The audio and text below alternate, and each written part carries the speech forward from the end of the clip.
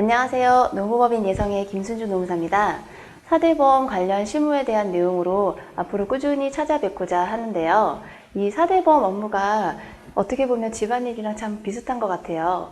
보기에는 쉬워 보이고 해도 티가 잘 안 나는데 또 막상 하다 보면 은근히 취득상실 신고 업무 외에도 해야 될 일이 많고, 그리고 또 어쩌다가 누락하는 경우에 공단에서도 이제 누락한 명단 안내문도 날라오죠. 그리고 퇴사자한테 상실신고 언제까지 되냐고 독촉 전화가 오기도 하고요.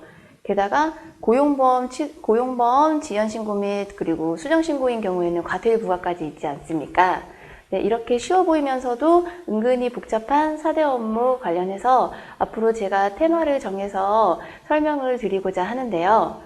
우선 잘못 신고하는 경우에 과태료 금액이 큰 이직확인서부터 설명을 드리도록 하겠습니다. 참고로 이직확인서를 수정하는 경우에는 1차 시에는 100만원, 2차 시에는 200만원의 과태료가 부과됩니다. 자, 이직확인서 작성 요령부터 설명드리도록 하겠습니다. 네, 이직확인서 작성 요령을 먼저 설명드리기 전에 이직확인서가 무엇인지 그리고 언제 신고하는지에 대해 간단히 살펴볼 건데요. 이직확인서에서 이직의 뜻은 우리가 흔히 알고 있는 직장을 옮기는 뜻의 이직이 아니고 직장을 그만둔다는 뜻의 이직을 말합니다.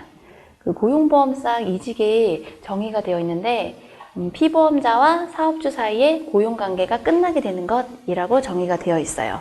네, 이러한 이직확인서는 고용보험법상 퇴직자 모두 작성하도록 되어 있는데, 그런데 이 이직확인서를 신고하는 이유가 뭘까요? 그 이유를 알게 되신다면 실무적으로는 퇴직자 전부를 신고할 필요가 없다는 것을 아실 텐데요. 이직확인서를 신고하는 이유는 고용센터의 실업급여 담당자가 퇴사자의 상실사유, 그리고 고용보험, 피보험 단위기간, 그리고 퇴사자의 평균임금, 이 세 가지를 확인하기 위해서예요. 그런데 이 퇴사자는 모든 퇴사자를 말하는 것이냐? 아니에요. 실업급여 수급 대상이 되는 퇴사자만 말합니다. 따라서 퇴사자의 상실 사유가 실업급여 수급 사유에만 해당이 되면 이직확인서를 작성하면 돼요. 참고로 일용직은 이직확인서를 작성하지 않아도 됩니다. 자, 이제 실제로 작성하는 요령을 살펴볼 텐데요. 이직확인서는 KT EDI에서도 신고가 가능하고, 그리고 고용산재 토탈서비스, 그리고 4대 사회보험 정보연계센터에서도 신고가 가능해요. 그런데 고용보험 EDI에서 신고하는 게 가장 편해요. 왜냐하면 자동으로 이제 반영되는 정보들이 있거든요. 그래서 입력의 번거로움을 덜어줍니다. 난 이직확인서를 고용보험에서 신고하는 게 싫다 하시면 다른 EDI에서 신고하셔도 돼요.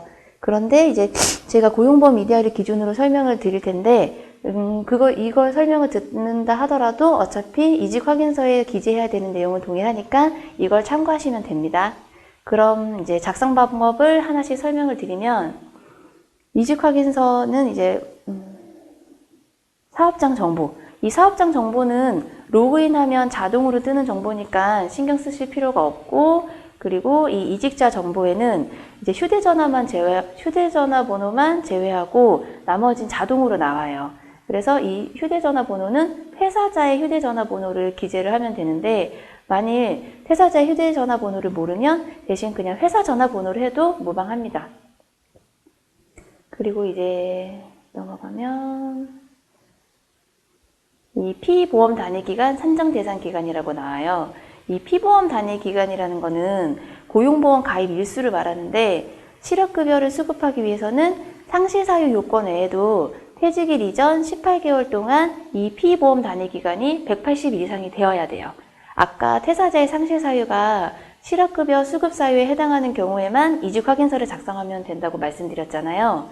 그런데 아주 가끔 우리 회사에서 몇 달 전에 개인 사정으로 퇴사를 한 직원인데 이직확인서를 신고해달라고 공단이나 퇴사자한테 연락이 올 때가 있어요. 이 경우는 몇 달 전에 그 퇴사한 직원이 우리 회사를 그만두고 새로 입사한 그 회사에서 실업급여 수급 사유로 퇴사를 하긴 했는데, 그 마지막 회사에서의 고용보험, 피보험 단위 기간이 180일에 못 미쳤던 거죠. 그래서 그 전에 다녔던 우리 회사에서의 고용보험, 피보험 단위 기간까지 합해서 180일이 되는지 여부를 확인하기 위해서예요. 이 고용보험 가입기간 180일 요건은 마지막 회사에서의 가입기간만으로 판단하는 게 아니고 18개월 동안의 모든 회사에서의 가입기간을 전부 합해서 판단하는 겁니다. 네, 이 피보험 단위 기간은 퇴직일을 포함해서 이제 역산해서 여기에 뭐 10월, 9월, 뭐 8월 이렇게 매월 단위로 끊어서 작성하시면 되고, 그 옆에 보수지급 기초일수라고 있어요. 이 보수지급 기초일수는 180일 이상이 나올 때까지 기간을 작성하면 됩니다. 보수지급 기초일수는 이 원력상의 그 전체 일수가 아니라 이제 우리가 유급으로 처리되는 일수만 이제 합해서 기재하는 게 원칙이에요. 보수지급 기초일수까지 끝나고 나면 기준기간 연장이라고 있어요. 이 기준기간 연장이 뭐냐면 퇴직일 이전에 18개월 동안에 30일 이상 급여를 지급받을 수 없었던 경우, 즉 고용보험 자격이 정지된 경우가 있으면 그 경우를 작성을 하는 건데, 그 기간 연장 사유에는 여기 보시면 아시겠지만 질병, 부상, 사업장 휴업, 임신, 출산, 육아, 기타 사유 등등이 있습니다. 이 사유에 해당이 되면 이제 사유 코드를 여기다 입력하시고, 그리고 기간을 언제부터 언제까지 이렇게 기간을 기재하시면 됩니다.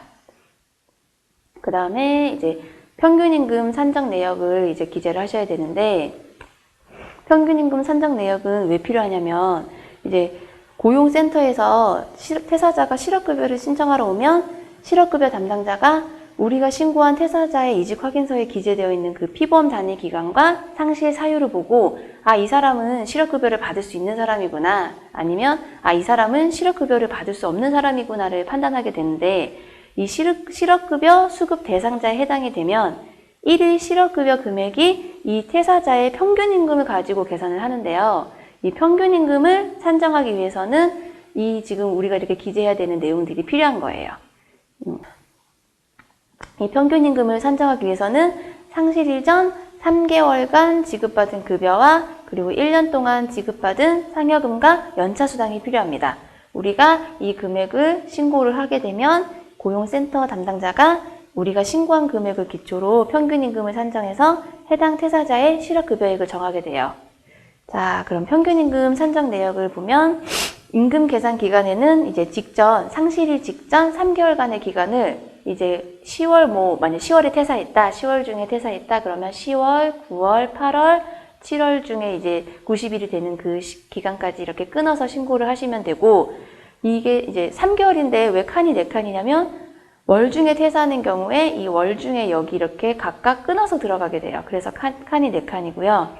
이 총 일수는 이제 유급 일수만 해당이 되는 게 아니라 원력상의 전체 일수를 기재하시면 됩니다. 사실 이제 이게 고용보험 이데아에서 신고를 하면 이런 임금 계산 기간과 총 일수는 자동으로 나오게 돼요. 이제 해당 기간 동안에 기본급과 기타 수당을 각각 칸에 맞게 작성하시면 됩니다. 여기는 이제 기본급을 작성하는 칸이고, 여기 이제 기타 수당을 계산하면 되는데, 이때 이제 주의하실 것이 이 연차수당을 기재를 하실 때, 기입을 하실 때 퇴사함으로써 발생한 연차수당은 평균임금 산정에 포함되지 않기 때문에 해당 연차수당은 합산하지 않도록 해야 합니다. 그리고 이제 마지막으로 1일 소정근로시간, 이 소정근로시간에 대해서 이제 기재를 하시면 끝나는데, 이 소정근로시간도 이 필수로 기재되어야 하는 사항 중에 하나예요. 이건 왜 기재해야 하냐면 실업급여액이 하한액과 상한액이 정해져 있어요. 그런데 이 하한액을 구할 때 이 소정근로시간이 필요한데, 이 하한액은 시간급 최저임금의 90%에 실업급여 수급자의 1일 소정근로시간을 곱한 금액이에요. 아까 제가 실업급여가 평균임금을 기준으로 산정된다고 말씀드렸잖아요. 그 1일 실업급여 금액이 평균임금의 50%에 해당하는 금액인데, 제가 대략적으로 계산을 해봤는데 월 평균 급여가 330만 원 정도 돼야지 실업급여의 하한액 정도가 되더라고요. 특별한 경우 아니고서는 월 급여가 330만 원인 아래인 사람들은 하한액 적용을 받는 거예요. 그럼 적지 않은 사람들이 이 실업급여 하한액 적용을 받을 텐데, 그러면 이 1일 소정근로시간을 정확하게 기재하는 것이 중요하겠죠. 만일 이제 소정근로시간이 매일 다르다 하면 평균을 구해서 기재하시면 됩니다. 자, 여기까지 이렇게 작성 요령에 대해 설명을 드렸고, 다음으로는 이제 실제 작성 예시를 한번 볼게요. 사실관계 먼저 보시면 퇴사일은 10월 22일, 그리고 월 급여는 제 간절한 소망을 담아서 1,000만 원, 그리고 1년 동안 병가 있었고요. 그리고 퇴직 사유는 이제 병가를 1년이나 줬는데도 비실거려서 이제 마음에 안 들었던 거죠. 그래서 권고사직 당했습니다. 그래서 이제 작성 예시를 살펴보면, 사업장 정보는 이제 로그인 하면은 당연히 나오는 거고, 제가 지금 이제 노무법인 예성으로 저희 이제 법인으로 이제 로그인을 했어요. 그러면 이렇게 사업장 정보는 사업장 관리번호, 명칭, 전화번호는 자동으로 뜹니다. 그리고 이제 보면 이제 작성 예시를 제가 보여드리려고 이제 제 이름으로 상실 신고를 하고 이직 확인 신고를 해봤어요. 물론 마지막 확인 버튼은 누르지 않았고, 이 주민번호는 이제 소중하니까 제가 잘 가렸습니다. 상실 신고를 하면 이제 휴대전화를 빼고는 나머지는 다 자동으로 빼요. 나머지는 다 자동으로 반영이 돼요. 이제 구체적인 이직 사유까지 다 자동으로 반영이 됩니다. 그리고 이제 그 다음에 피보험 단위기간 및 이제 산정 대상 기간을 보면, 고용보험 EDI에서는 이 피보험 단위기간 산정 대상 기간 및 보수지급 기초일수도 따로 입력하지 않아도 자동으로 이렇게 나옵니다. 이제 퇴직일로부터 가장 최근부터 해서 180일 이상이 되는 기간까지 순차적으로 자동으로 이렇게 반영이 돼요. 그런데 제가 이제 병가가 있었죠. 그래서 이 병가를 1년 동안 입력을 하면 그것까지 반영을 해서 지금 2018년 7월 31일까지 끊고, 제가 1년간 병가에 있었던 거 제외하고 이제 2017년 6월 30일부터 또 아래로 쭉 해서 180일이 넘는 기간까지 이렇게 자동으로 반영이 됩니다. 그런데 이제 피보험 단위 기간이 180일이 넘는지 따질 때는 원칙적으로 유급으로 처리된 일수만으로 해야 된다고 제가 앞에서 말씀드렸잖아요. 그런데 자동으로 반영되는 일수는 이제 원력상의 전체 일수 그대로예요. 보통 사업장에서 이제 월에서 금요일까지 주 5일 근무하고 일요일은 유급 주휴일, 토요일이 무급 휴무일이거든요. 그래서 이제 별 특이사항이 없으면 센터에서도 우리가 이대로 이렇게 신고를 하면 자기들이 알아서 토요일만 빼고 일수를 계산한다고 하더라고요. 그런데 이제 우리가 주의할 점이, 고용보험 가입 기간이 180일에 간당간당한다 하면 무급 일수는 모두 빼고 정확하게 신고하셔야 나중에 별 탈이 없습니다. 이제 평균임금 산정 내역을 보겠습니다.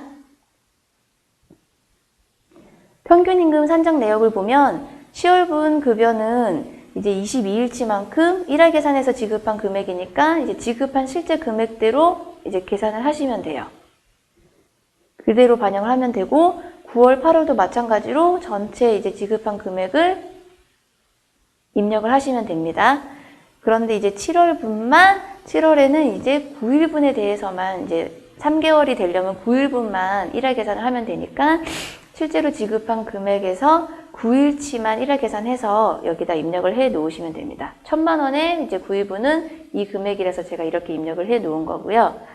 상여금과 연차수당은 지급받은 내역이 없어서 이제 공란으로 넘어가면 되고, 일일 소정근로시간은 제가 8시간이니까 이제 8시간으로 체크를 했습니다. 네, 이제 이렇게 다 하고 나면 이제 마지막으로 확인 버튼이 여기는 없지만 이제 확인 버튼을 누르시면 이제 이직 확인 신고가 끝나게 됩니다.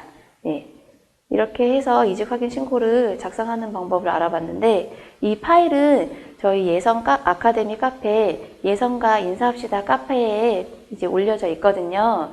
그래서 필요하시면 이제 거기서 다운받으시면 됩니다. 네, 다운받으시면 이제 작성 요령 이 내용과 그리고 이 이직 확인서 실제로 작성한 사례를 보실 수 있습니다.